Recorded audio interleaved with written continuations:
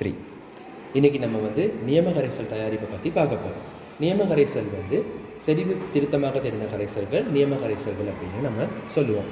இன்றைக்கி நம்ம பார்க்க போகிற நியம கரைசலானது 0.01 மோல் டெசிமீட்டர் -3 செறிவையுடைய சோடியம் கார்பனேற்று கரைசல் 250 சென்டிமீட்டர் கணத்தை தயாரிக்க போகிறோம். அதை இப்போ வந்து நம்மளுடைய கணித்தல்களை பார்க்கும் பொழுது 1 சென்டிமீட்டர் கனமானது 1 மில்லி லிட்டருக்கு ஒப்பாக இருக்குது. அப்போ அதன்படி 250 சென்டிமீட்டர் கனம் அப்படின்னு சொல்கிறது வந்து 250 மில்லி லிட்டருக்கு ஈக்குவலாக இருக்குது. அப்போ நமக்கு செறிவுக்கான ஒரு சமன்பாடு தெரியும். செறிவு சமன் மூலின் கீழ் கன அளவுன்னு. அந்த சமன்பாட்டில் நம்மளுக்கு கொடுத்துருக்க தரவுகளை பிரதி செய்து சோடியம் கார்பனேட்டுன்ற மூளை வந்து முதலாவதாக கண்டுபிடிக்கிறோம். அந்த மூல் வந்து 25 தர 10⁴ மூலாக நமக்கு கிடைக்குது. அந்த மூலை நம்ம பயன்படுத்தி நமக்கு மூலுக்கான சமன்பாடு இருக்குது, திணிவின் கீழ் மூலர் திணிவுன்னு சொல்லி அந்த சமன்பாடை பயன்படுத்தி நம்ம சோடியம் கார்பனேட்டுன்ற நிறைய கண்டுபிடிக்கிறோம். அப்படி நம்ம சோடியம் கார்பனேட்டுன்ற நிறைய கண்டுபிடிச்சி நம்மளுக்கு கிடைக்கப்படுறது 0.265 கிராமாக நமக்கு கிடைக்கப்படுது. நம்ம இப்போ கணித்தல்களை பார்த்தாச்சு. இப்போ நியம கரைசல் செய்கிறதுக்கு தேவையான பொருட்களை பற்றி பார்க்க போகிறோம். முதலாவதாக நமக்கு 250 மில்லி லிட்டர் கனமான குடுவை வந்து தேவைப்படுது. ரெண்டாவதாக ஒரு புனல் தேவைப்படுது. மூணாவது ஒரு கழுவட் போத்தல். அடுத்தது வந்து கடிகார கண்ணாடி வந்து நமக்கு தேவைப்படுது. அடுத்ததாக வந்து ஆய்வுக்கூட இலத்திரனியல் தராசு ஒன்று எடுத்துக்கிறோம். அதே போல் துடுப்பு கரண்டி ஒன்று எடுத்துக்கிறோம். அதுக்கப்புறம் நமக்கு வேண்டிய சோடியம் கார்பனேட்டுன்ற மாதிரி எடுத்துக்கிறோம். அடுத்ததாக நம்ம நியம கரைசல் செய்கிறதுக்காக சோடியம் கார்பனேட்டுன்ற நிறைய துணியை வேணும். நிறைய துணிகிறதுக்காக நம்ம பயன்படுத்துகிறது ஆய்வுக்கூட இலத்திரனியல் தராசு. இப்போ அதில் வந்து நம்ம முதலாக நிறைய துணியை போகும்போது அதுக்கு கடிகார கண்ணாடியை பயன்படுத்தும். இப்போ இங்கே கடிகார கண்ணாடியை வைத்து தராசில் நிறைய துணியும் பொழுது அந்த கடிகார கண்ணாடிக்கு நிறையும் வந்து அந்த தராசால் வந்து காட்டப்படுது. அதை நீங்கள் இப்போ பார்க்கலாம்.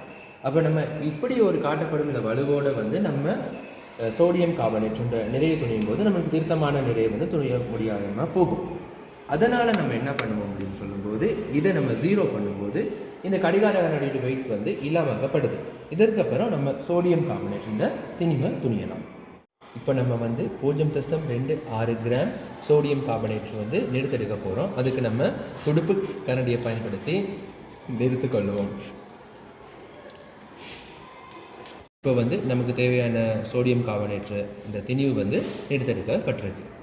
தற்போது வந்து நாங்கள் திணிவு தெரியப்பட்ட சோடியம் கார்பனேட்டை நன்றாக சுத்தம் செய்யப்பட்ட கனமான குடுவையில் போட போகிறோம். அதை போடுறதுக்காக வேண்டி நம்ம திருத்தமாக போட அதுக்கு புனலை வந்து பயன்படுத்தி இந்த காற்று மாதிரி வந்து நம்ம அதனை போட்டுக்கொள்ள போகிறோம்.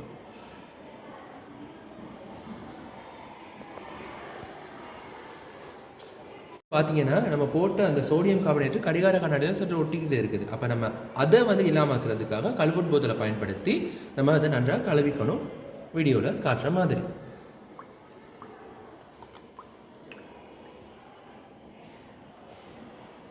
கடிகார கண்ணாடியில் முற்பக்கம் கழுவியது போல் பிற்பக்கமும் கழுவ வேண்டும். ஏன்னா பின்னுக்கு கூட சோடியம் கார்பனேட் வந்து படிஞ்சு காணப்படலாம். அதனால் நம்ம பின்னுக்கையும் கல்வெட் போதலை பயன்படுத்தி கழுவி கொள்கிறோம். இப்போ கடிகார கண்ணாடியை வந்து நன்றாக கழுவியாச்சு படிந்துள்ளது. அதே மாதிரி இந்த புனலில் கூட வந்து சோடியம் கார்பனேட் வந்து படிஞ்சிருக்கலாம். இப்போ நமக்கு திருத்தமான ஒரு நியம கரைசல் செய்யும் போது அந்த திணிவுகள்லாம் வந்து திருத்தமாக இருக்கணும். அதனால் அந்த புனலையும் வந்து கல்வெட் போதலை பயன்படுத்தி நம்ம நன்றாக கழுவிக்கிறோம். இப்போது வந்து கனமான குடுவையில் மூடிட்டு இந்த சோடியம் கார்பனேட்டை நீரில் நன்றாக கலக்கி கொள்ளணும். நம்ம இங்கே தண்ணி வந்து குறைவாக தான் போட்டிருக்கோம். 250 மில்லி லிட்டர் வந்து நம்ம எடுக்கலை. ஏன்னா வந்து அந்த சோடியம் கார்பனேட் வந்து நீரில் நன்றாக கரைக்க வேண்டிய தேவைக்காக நம்ம குறைந்த அளவு நீர் போட்டு நன்றாக கரைக்கிறோம். குடுவை பார்த்தீங்கன்னா 250 மில்லி லிட்டரை காட்டுறதுக்காக ஒரு லைன் வந்து போடப்பட்டிருக்கும். இந்த லைன் வர வரைக்கும் நம்ம நீரை சேர்க்கும் பொழுது அது நம்மளுக்கு 250 மில்லி லிட்டராக காணப்படும். இப்போ நம்ம அது வரைக்கும் நீரை வந்து சேர்த்துக்கொள்ளலாம். ஏன்னா நம்ம நீர் வந்து கிட்டத்தட்ட அந்த லைன் வரைக்கும் சேர்த்துட்டோம். இப்போ அந்த லைன் கிட்ட பார்க்கும்போது நீரின் பிறையுறு வந்து கீழாக காணப்படும். அப்போ அந்த கீழே காணப்படுற அந்த பிறையுறு வந்து அந்த லைனுக்கு படுற மாதிரி மேலதிக நீரை சேர்க்கும் பொழுது தான் நமக்கு ஒரு திருத்தமான நியம கரைசல் தயாரித்து கொள்ள முடியும். ஏன்னா நீரின் பிறையுறு வந்து அந்த லைனில் படுற மாதிரி நீர் சேர்க்கப்பட்டுருச்சு. நமக்கு கொடுக்கப்பட்ட தரவுகள் அடிப்படையில் நம்ம ஒரு நியம கரைசல் தயாரிச்சிட்டோம். இப்போ இந்த நியம கரைசல் தயாரிச்சோன்னா மிக முக்கியமான இறுதி வேலையை நம்ம என்ன செய்யணும்னு சொல்லும்போது பெயர் சுட்டி வந்து ஒட்டப்படணும். பெயர் சுட்டின்னு சொல்கிறது நமக்கு கரைசல் தயாரித்த நமக்கு தெரியணும் இதுதான்னு, ஆனால் இன்னொரு பார்க்குற ஒருத்தருக்கு அது தெரியாது. ஸோ அவருக்கு நம்ம அதை விளங்கப்படுத்துறதுக்காக நம்ம பெயர் சுட்டி வந்து ஒட்டும். இந்த பெயர் சுட்டியில் என்னென்ன இருக்கணும் அப்படின்னு பார்க்கும்போது இந்த நியம கரைசல் தயாரிக்கப்பட்ட திகதி முக்கியமாக இருக்கணும். அதே போல் நம்ம எதாவது நியம கரைசல் தயாரித்தோம், அந்த சோடியம் கார்பனேட்டுங்கிற அந்த சோடியம் கார்பனேட் இருக்கணும். அதே போல் இந்த செறிவு காணப்படணும், திணிவு காணப்படணும், கன அளவு காணப்படும். இது மூன்றும் முக்கியமாக காணப்படும். இதை மூன்றையும் பயன்படுத்தி நம்ம பெயர் சுட்டி ஓட்டப்பட வேண்டும். இப்போ நம்ம கொடுக்கப்பட்ட தரவின் அடிப்படையில் ஒரு நியம கரைசல் வந்து தயாரிச்சிட்டோம். தேங்க்யூ.